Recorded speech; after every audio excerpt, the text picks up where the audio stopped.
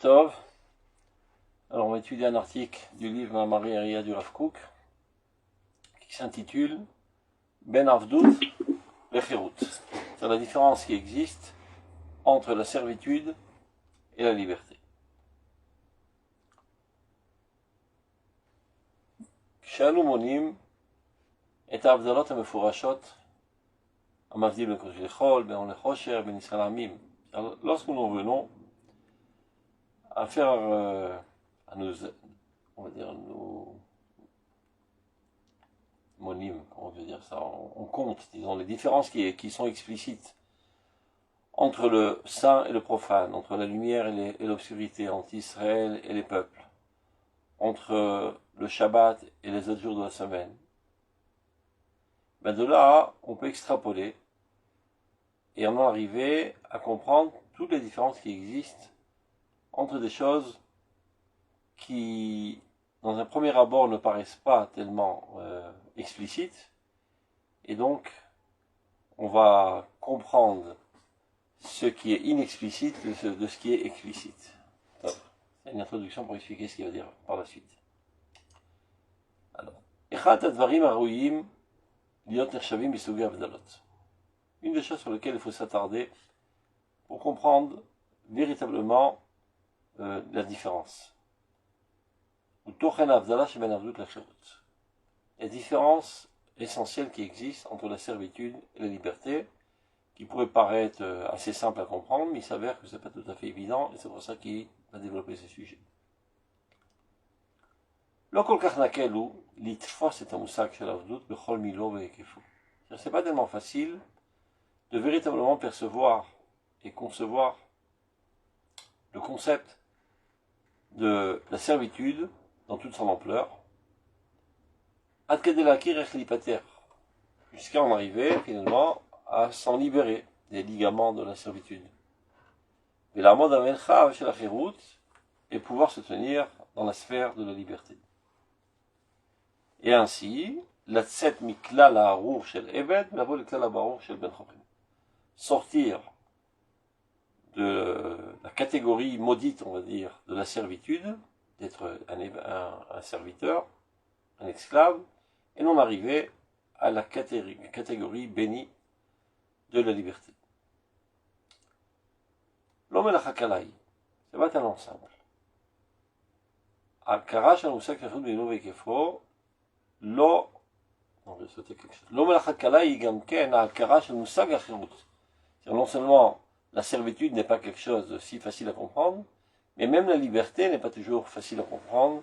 On peut se tromper à croire des fois qu'on est un homme libre, alors qu'en fait on est un esclave.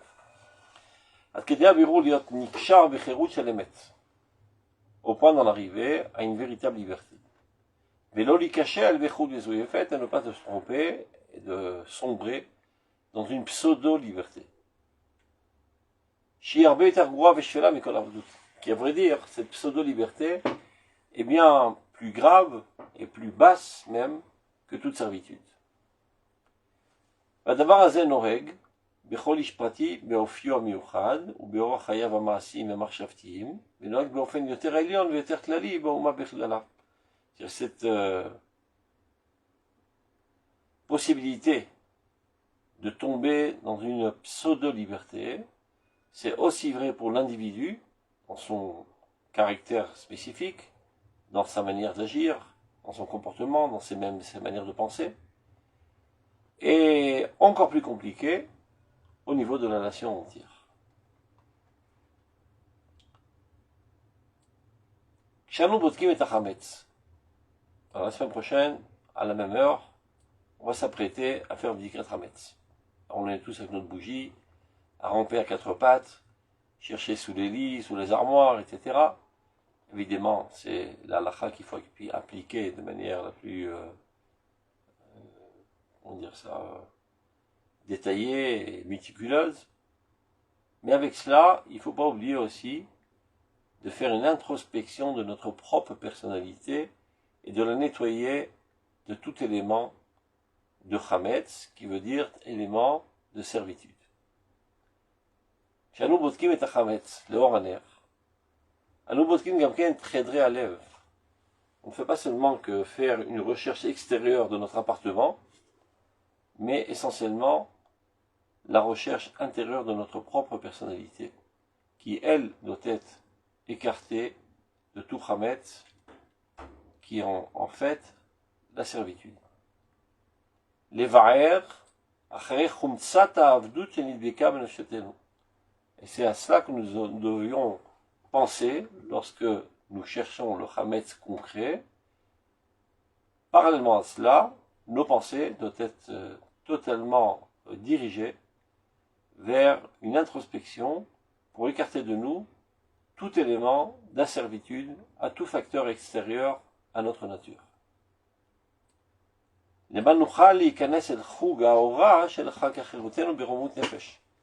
Afin que nous puissions rentrer dans la lumière de la fête de la liberté, dans un état d'âme très haut, très élevé. Car il faut savoir que, comme on a dit la semaine dernière, lorsque nous fêtons nos fêtes, nous, dans le peuple d'Israël, il ne s'agit pas de commémorer avec beaucoup de nostalgie un événement historique. Ce n'est pas de cela qu'il s'agit. Mais, à la même date, tous les ans, il y a le même dévoilement divin. Qui, ce dévoilement divin même avait précédé l'événement historique, et plus encore, qui a déclenché l'événement historique. Car Dieu est infini, c'est vrai, mais il apparaît sous différents aspects, différents, comment dire ça, gilouim, apparitions, et elles ne sont pas égales. Alors le Tedvav Venissan, Dieu apparaît en tant que délivreur. Il y a un flux divin délivreur. Mais pour que nous, on puisse être imbibés de ce flux, que ce flux nous pénètre, eh ben, ça nécessite toutes sortes de préparations. D'abord et avant tout d'écarter le levain, de ne pas en manger, de ne pas en consommer, de ne pas en avoir une appartenance quelconque de ce levain. C'est pour ça qu'on fait le 10 Hametz. Ça, c'est au niveau technique extérieur, qui est très important, mais pas moins important aussi, d'écarter de notre propre personnalité des éléments d'esclavage envers toutes sortes de facteurs étrangers à notre identité propre. Et tant qu'on n'a pas fait ce travail, eh ben, ce flux divin délivreur ne peut pas totalement pénétrer notre personnalité. Donc on doit rentrer, Neki'im mikol keten shel avdut. On doit pénétrer la fête de Pessah en étant totalement propre de toute tâche de servitude. Je vais juste donner un exemple banal, parce que là je parle de manière abstraite, les gens, je vois, ils écarquillent leurs yeux. Il y a toutes sortes de choses que les gens font. Ils ne le font pas parce qu'ils ont décidé de le faire, mais tout simplement par une pression sociale. Tout le monde le fait, moi il faut bien que je le fasse. Et que ce ne soit pas exactement sa volonté, et que dans un autre système, il n'aurait pas agi de la sorte. Tout le monde aujourd'hui, je sais pas, a un pantalon avec qui est un petit peu étroit, je sais pas, avec un pas d'éléphant quand même. Je vais avoir l'air d'un zouave. Bon, à partir du moment, par exemple, où tu es drainé par la mode, tu n'es plus un homme libre. Truc banal, journalier. Tu avais un habit, très bien, tu portais, tu en étais bien content, il est encore tout neuf, mais tu n'oses plus sortir dans la rue avec, parce qu'il n'est plus à la mode. Donc tu n'agis pas en fonction de ta propre personnalité, mais de l'attente de la société. Si tu agis de la sorte, tu es un esclave. Donc il y a des manières de s'habiller, il y a des manières de parler, il y a des conceptions, sans être critique. Et sans véritablement voir, est-ce que ceci est l'expression de ma volonté profonde. Ou bien je me soumets à toutes sortes de facteurs étrangers pour plaire, ou parce que j'ai peur, ou même parce que ça se fait pas, c'est pas conforme aux habitudes, etc., etc., etc. Tant que tu es dans cette démarche, tu n'es pas un homme libre. Ça, c'est à l'échelle individuelle. De même à l'échelle nationale. On voudrait faire ceci, faire cela, mais que vont dire les nations du monde? Que va dire l'Amérique? Comment ils vont nous voir? Comment on va être décrit dans les médias? Alors on ne le fait pas, bien que ce soit le bien de la nation. Tant qu'on en est à ce niveau, nous sommes des esclaves. Donc pour pouvoir pénétrer à la fête de Pessah en toute vigueur et recevoir ce flux divin en toute vigueur, nous devons nous nettoyer de toutes ces habitudes idiotes de vouloir plaire. Nikiim mikol keten shel avdut. Propre de toute tâche de servitude. Ben shelota avdut agluya, qu'il s'agisse d'une servitude formelle, véritablement, je suis un esclave en laisse, amashpila et hod nefesh, qui rabaisse toute la splendeur de l'âme, ou ma'achira et atzilut aruach, et qui amochit la noblesse de notre esprit, ou ben ota avdut akmusa, ou bien que ce soit une servitude cachée, camouflée. Ça veut dire, formellement parlant, je suis un homme libre, mais de fait, j'ai honte, j'ai peur, j'ose pas. Que dira-t-on de moi si je fais ceci, si je fais cela? Il y a toutes sortes d'habitudes idiotes, par exemple aujourd'hui. Les mariages extravagants. Ah, je vais pas faire un mariage moins que les autres. Comment je vais me faire voir? Alors quelqu'un qui n'a pas les moyens, mais malgré tout, il prend des frais astronomiques, toutes sortes de prêts astronomiques, pour pouvoir avoir la face, et se mettre en vitrine, et montrer aux autres qu'il est comme eux. Alors que lui, il ne ressent qu'un besoin de quelque chose d'aussi extravagant. Et c'est une boule de neige qui n'arrête pas. Après, les invités, ils arrivent. Ils disent, une telle fête quand même, il faut contribuer. Donc ils mettent chacun un chèque bien gras. Et plus encore. Ils ont été conscients de ça, ils ont fait une tacana là-dessus, non? Et encore pire, c'est qu'il y a une attente même. Et ça, c'est la pire des Havdout. Parfois, il y a une attente de ceux qui organisent ce mariage, et ils comptent par avance sur ceux qui vont contribuer. Et si, en fin de compte, quand ils ont fait le compte des chèques, ils voient qu'il n'y a pas eu assez d'argent, ils sont vachement attristés. Et toute cette boule de neige satanique, qui c'est qui en profite?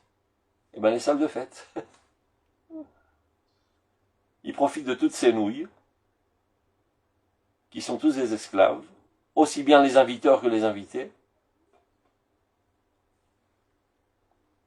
Et ça tourne comme ça. Comme tu le dis si bien, Marc, il y a aujourd'hui des rachés yeshivot qui se sont rendus compte de la catastrophe et qui tentent tant bien que mal d'arrêter ce calvaire. Donc ils disent à leurs élèves, tu veux véritablement que je vienne à ton mariage? Oui, bien sûr. Eh bien, tu feras en sorte qu'il n'y ait pas plus que tant et tant d'invités. Ah, mais comment? Il faut 500 invités, 600 invités? Tu n'es pas un restaurant, tu n'as pas besoin de nourrir tous les gens du quartier. Invite les proches que tu aimes et qui t'aiment véritablement et qui sont véritablement heureux de ton bonheur et donc qui danseront avec toi de tout cœur. Et non pas une tapée de personnes qui sont en train de manger dans le restaurant à l'œil, et en fait c'est pas à l'œil parce qu'ils le payent aussi. Et finalement, je sais pas, sur la piste, des gens qui t'aiment vraiment et qui dansent avec toi, il y a une trentaine ou une quarantaine. C'est un mensonge. C'est un calvaire. Mais qu'est-ce qu'on va faire? On va pas être minimisé par rapport aux autres, etc. Ben ça, c'est de l'esclavage. Il faut savoir être un homme libre. Agir en toute conscience, selon véritablement mon essence profonde. Donc, c'est pas en un jour qu'on y arrive. Il faut s'éduquer à cela, d'être des hommes libres. Ça, c'est l'échelle individuelle. À plus forte raison, l'échelle nationale. Ce serait tellement normal, a priori, d'établir notre souveraineté sur toute Eretz Israël, qui nous appartient de droit, par Dieu, par l'histoire, par la morale. Ouais, mais les Français vont pas être contents, et les Anglais vont nous casser les pieds, on va pas être accepté dans la communauté internationale, et blablabla, blablabla, blablabla, tout ça sont des complexe d'infériorité qui nous amène à nous autodétruire. Mais formellement, nous sommes libres.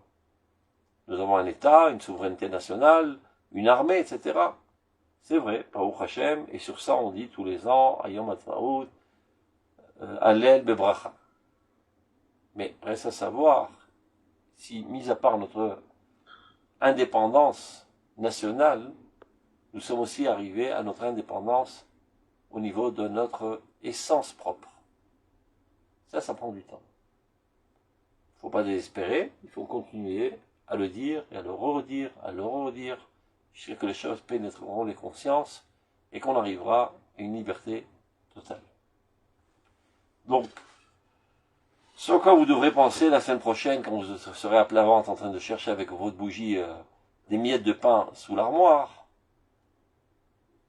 eh bien, cherchez avec une loupe et avec un microscope les miettes de servitude que vous avez dans votre propre personnalité. Et chacun se connaît parfaitement. On peut mentir aux autres, mais on ne peut pas se mentir à soi-même. Chacun sait exactement, chaque fois qu'il agit, est-ce qu'il agit véritablement comme un élan naturel de sa personnalité, ou bien sous l'impact de toutes sortes de facteurs extérieurs qui l'obligent à agir de cette manière.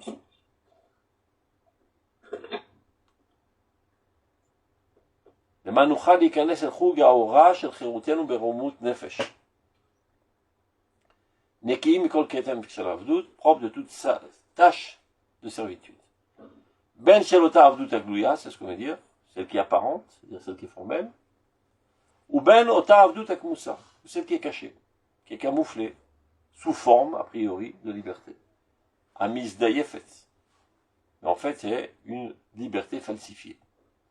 Elle est des tzvaïm, mezouyafim, toutes sortes de couleurs aussi, falsifiées. Shel cherut. C'est a priori une liberté. Aval chez tachet afel, chez mat'im al yadam et amon hiver. C'est-à-dire que ce sont des artifices qui réussissent à tromper les foules aveugles. Alors aujourd'hui, il y a toutes sortes de manipulateurs, ce qu'on appelle me'atzve data kahal en hébreu. C'est ceux qui forgent les consciences, ceux qui forgent de quelle manière on doit penser. Broche de crâne constant par les médias, par les politiciens, par tout ce que vous avez envie. Toutes sortes de personnes qui ont des intérêts vils et sales. Eh bien, il forge les consciences. Prenez l'exemple tout simple de la non-pudeur qui existe aujourd'hui. Ben, c'est une manigance, c'est une manipulation.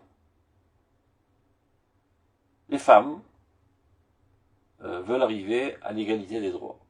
Ils ont tout à fait raison. Il y a une oppression de la femme pendant quelques millénaires. Le temps est arrivé que la femme arrive à sa liberté totale et qu'elle soit totalement égale à l'homme tel que c'est décrit dans la Torah. Mais les peuples primitifs, aussi bien européens qu'arabes, etc., ont toujours opprimé les femmes jusqu'à aujourd'hui.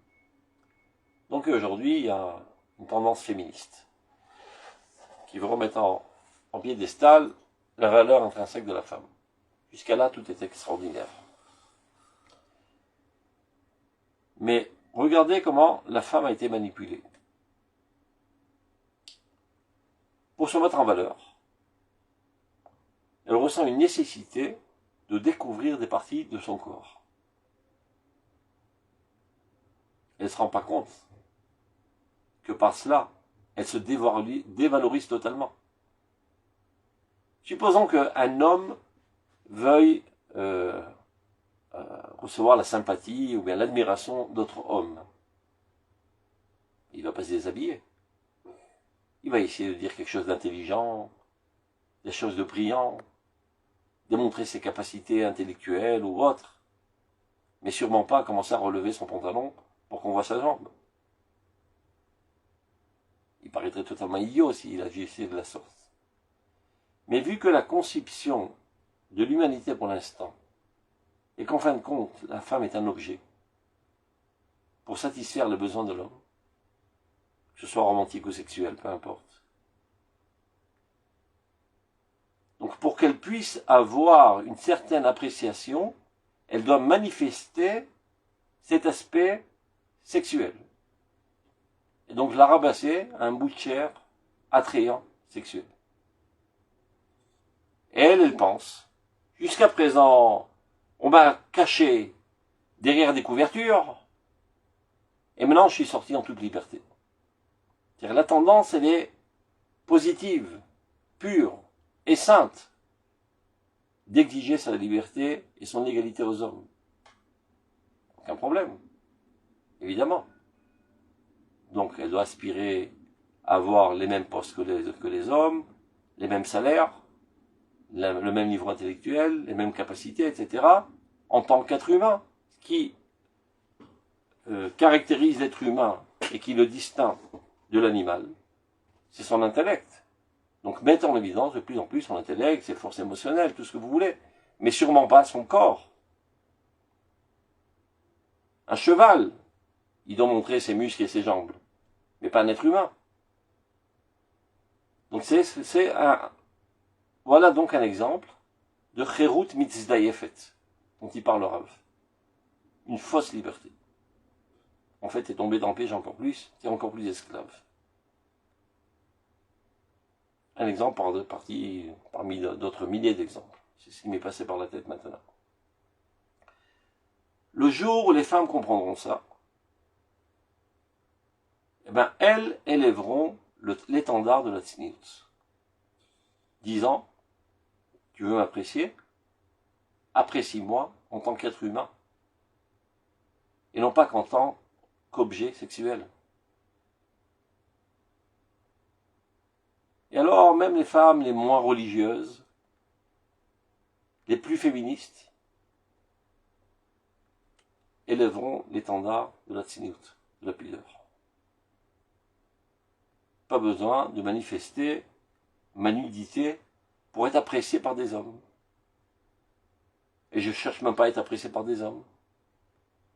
Et encore pire,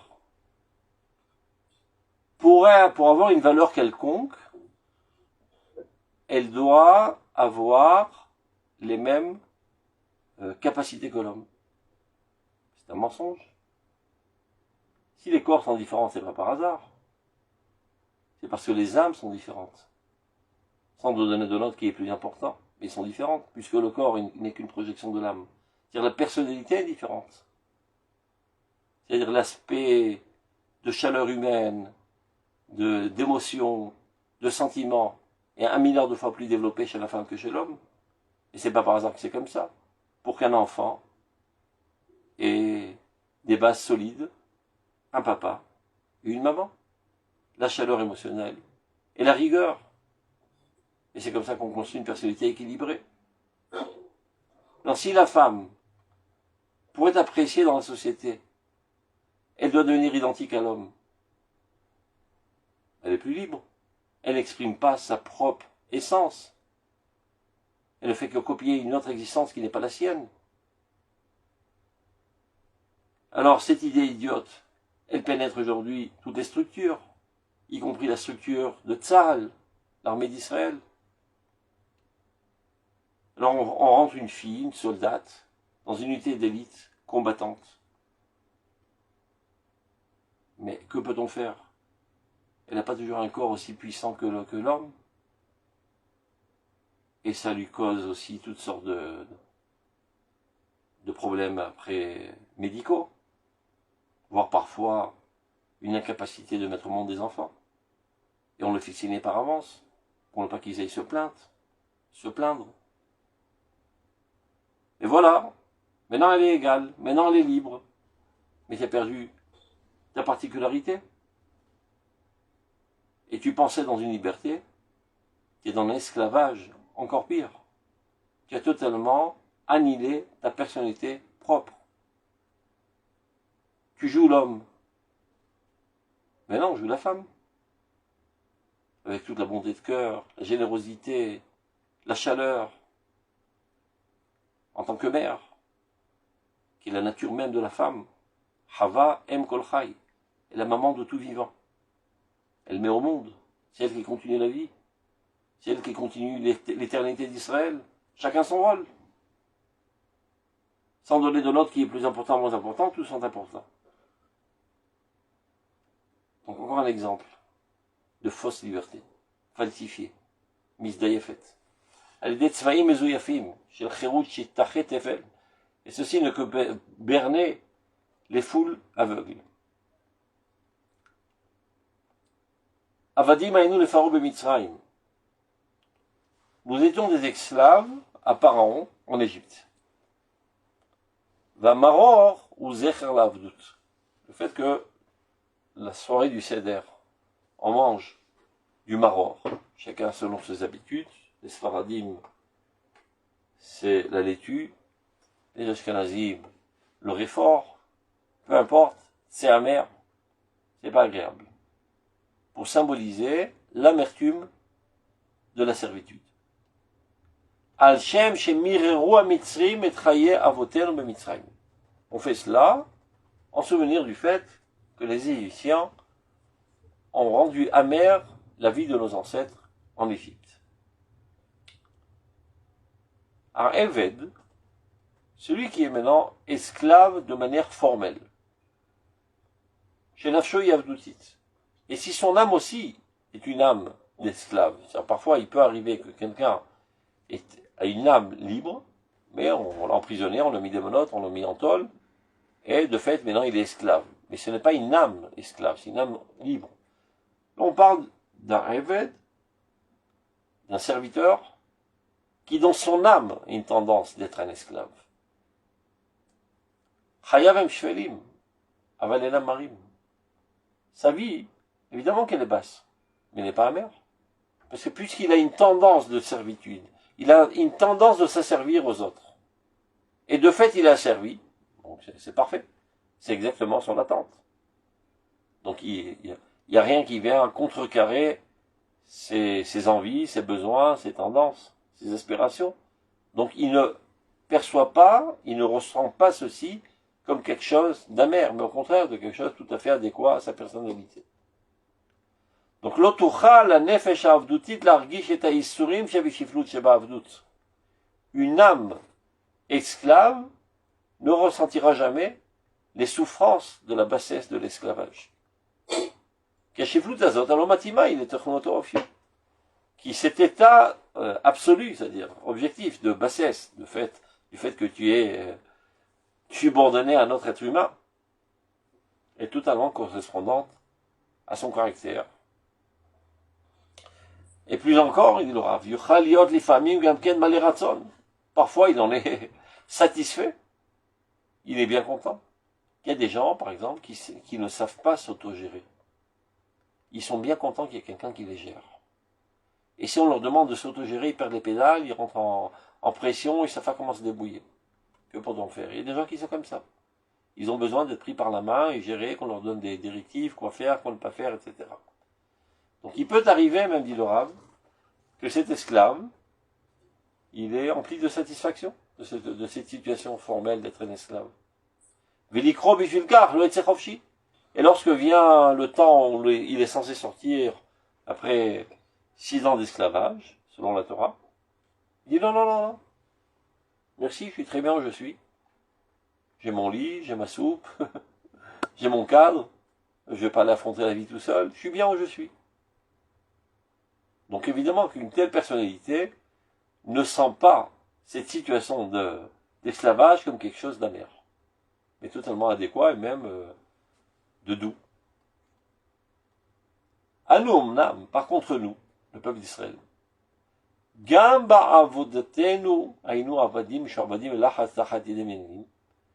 que nous étions des esclaves opprimés avec une pression incommensurable des mains de gens cruels qui ont tout fait pour nous faire souffrir en Égypte. Mais, aval, הזוהר של החירות האצילית, אשר מצד גזענו הקדוש ממורשת אבות נשיא אלוקים בקרב העמים, לא יכול להיות כבוי כולו בקרבנו.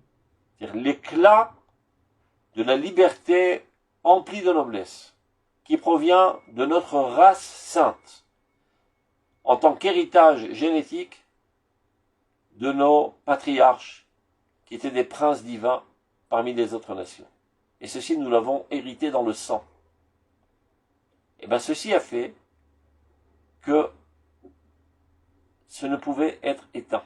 C'est-à-dire, bien qu'on était dans une situation formelle d'esclavage, ils n'ont pas réussi à éteindre en nous cette dimension d'homme libre.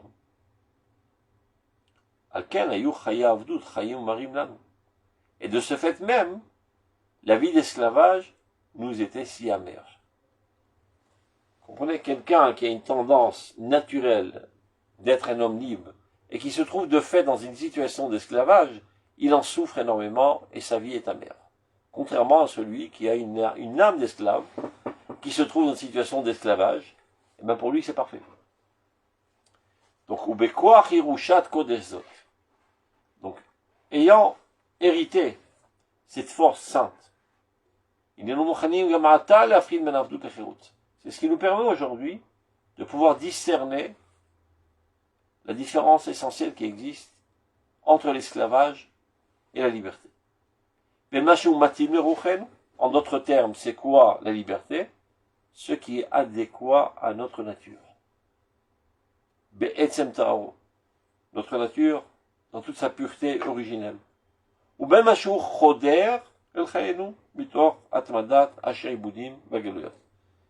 Et, par contre, tout ce qui pénètre en nous, mais de l'extérieur, qui provient d'autres civilisations, qui provient du fait que pendant très longtemps nous avons été asservis et nous avons été éparpillés parmi les goïms. Donc aujourd'hui on est en Eretz Israël. Baruch Hashem, du point de vue formel, nous sommes des juifs indépendants sur notre terre, souverains sur notre terre, et personne n'a de quoi nous dire quoi faire et quoi ne pas faire. C'est vrai du point de vue formel. Mais d'autre part, les juifs reviennent de tous azimuts. Il y a des juifs qui viennent de France, d'Amérique, de Tunisie, du Maroc, du Canada, de Chine, de l'Italie. Et chacun revient avec la civilisation dans laquelle il évoluait, la culture qu'il a intégrée dans sa personnalité, qui sans aucun doute n'est pas adéquate à sa nature, car sa nature est Israël. Sa nature, c'est pas d'être un Chinois, ni d'être un Tunisien, ni d'être un Marocain, ni d'être un Américain. On dit dans Moussaf. À cause de nos fautes, nous avons été exilés de notre terre. Nous avons été écartés de notre terre. Donc ce n'est pas naturel pour un juif d'habiter en France, d'habiter en Chine, d'habiter en Italie. Ce qui est naturel, c'est d'être dans son terreau national en Eretz Israël. Et c'est pas naturel pour un juif de baigner dans la civilisation française. Cette civilisation est totalement inadéquate à sa nature. Donc le fait qu'aujourd'hui, bien qu'en étant en Eretz Israël, il pense à la française, il ressent à la française, il est totalement imbibé de culture française, tout ceci est en contradiction directe avec sa nature propre. Et donc il agit non pas selon son essence profonde, mais selon toutes sortes de facteurs extérieurs et étrangers qui ont pénétré, évidemment pas jusqu'au plus profond de son âme, mais disons dans la superficie de son âme, et tant qu'il en est dans cette situation, il n'est pas encore un homme libre.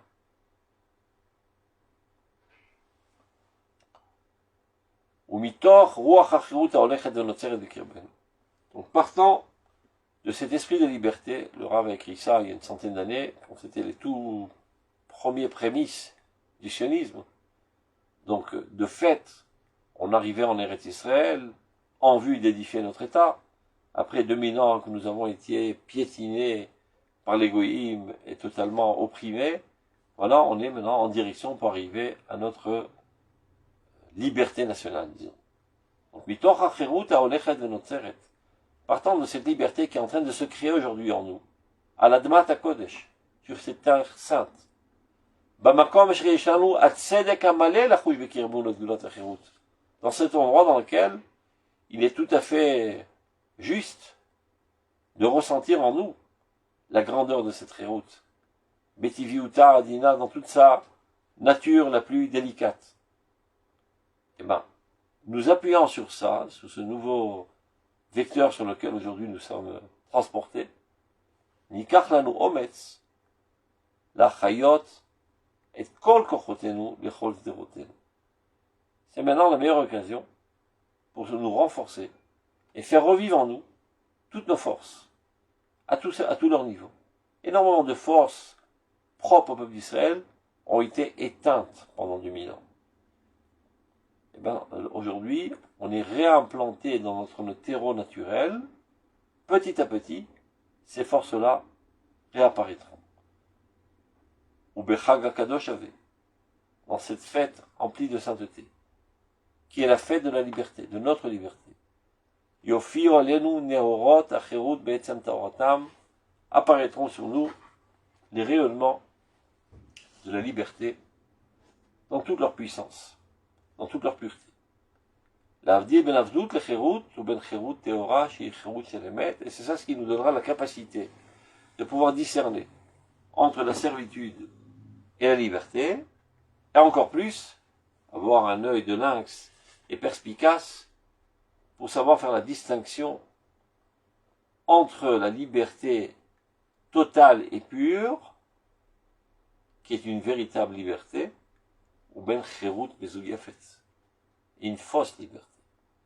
Vous savez que tout début du sionisme, les juifs non religieux, ils s'appelaient les chofshim, voulant dire par là, nous sommes des hommes libres. Libres des goïms, mais aussi libres de toute contrainte religieuse. Et pensant qu'en cela, ils adhèrent à la liberté. Alors quand tu dis je suis un homme libre, alors que toi tu as des contraintes religieuses, est-ce que tu es capable de vivre autrement que ce que tu ressens comme libre? Ça veut dire, tout ce que tu as envie de faire, tu le fais. Alors tu es un homme libre, a priori. Non, mais est-ce que tu es capable de ne pas faire ce que tu as envie de faire? Ah non, aucune chance.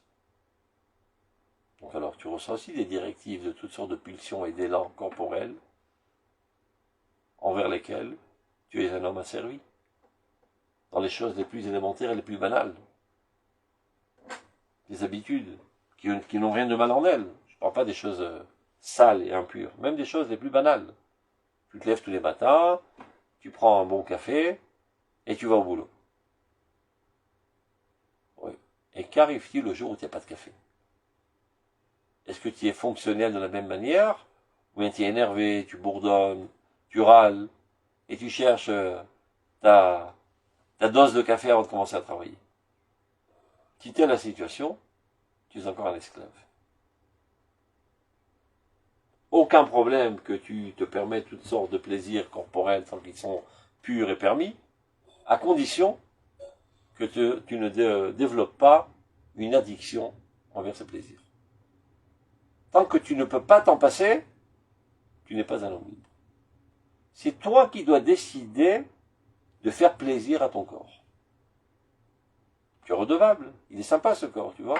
Il te transporte au boulot, il te transporte au Beth Midrash, il te transporte pour des exploits nationaux extraordinaires, aller faire la guerre. Elle est sympa cette machine qui s'appelle le corps. C'est-à-dire, ma personnalité aujourd'hui veut contribuer à l'effort national d'aller combattre pour sauver la nation. C'est mon âme qui le veut. Ouais, mais mon âme, elle n'a pas de pied, elle n'a pas de main, elle ne sait pas attraper un fusil. Et voilà que mon corps est aux ordres de mon âme, gentiment, fidèlement. Il fait tout ce que je lui dis. Je lui suis redevable. Donc à la première occasion, dès que je pourrai, eh ben, je lui rembourserai. Il aime bien manger, ben, je lui ferai un bon repas agréable. Mais c'est moi qui ai décidé. C'est pas mon corps qui m'oblige à le faire, sans quoi il râle, il fait la grève. C'est moi, ma personnalité, mon âme, qui décide de nourrir mon corps et de lui procurer un bien-être et un plaisir. Tant que tu vis dans cette manière, tu es un homme libre. Et il n'y a rien de mal dans la matérialité, et il n'y a rien de mal dans la corporalité, il n'y a rien de mal dans tous les plaisirs qui sont chérim. Tant que tu n'es pas asservi.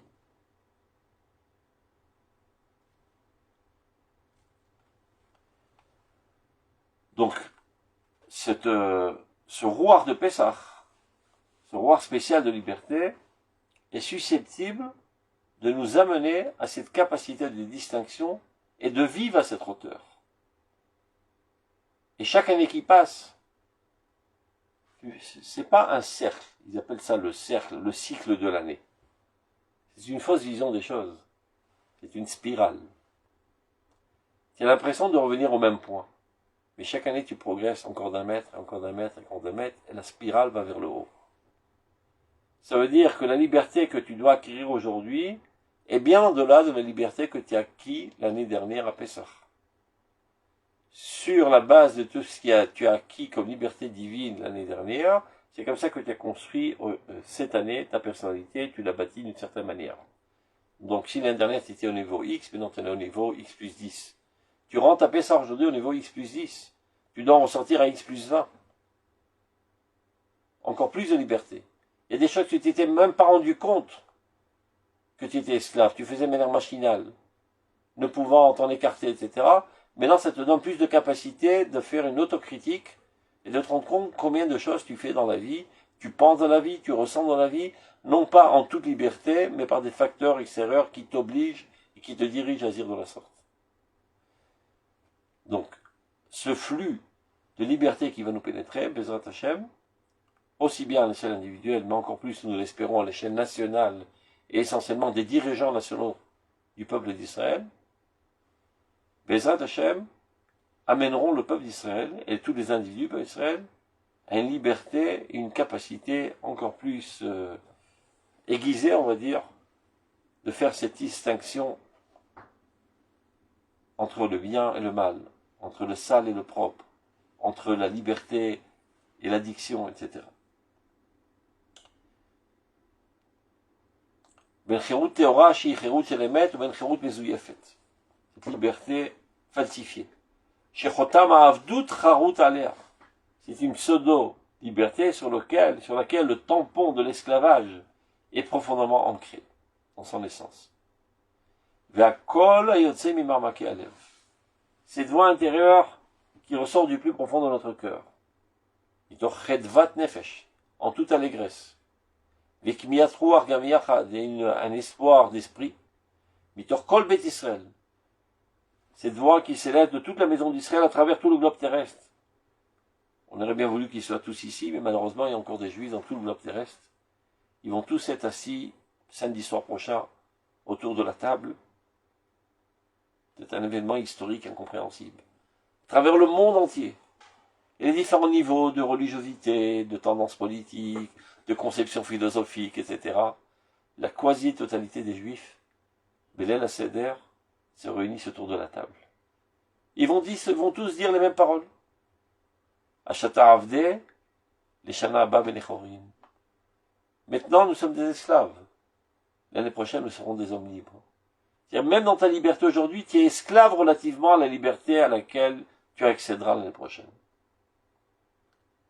Shunishma Kaed Gametzlenu. Eh bien, nous aussi, en Eretz Israël, on le dit. On pourrait se dire, mais à quoi bon le dire? Nous ne sommes pas des esclaves. Nous sommes autonomes sur notre terre. Alors, pourquoi dire? D'accord? Formellement, nous sommes autonomes et souverains. Et sur cela, il y a de quoi remercier le ciel 100 millions de fois. Mais du point de vue de la mahout, de l'essence, nous ne sommes pas encore totalement des hommes libres. Nous n'agissons pas toujours de manière totalement déconnectée des influences environnantes pour le bien de la nation. Nous prenons trop en considération les attentes d'Égoïm. Donc nous ne sommes pas véritablement libres.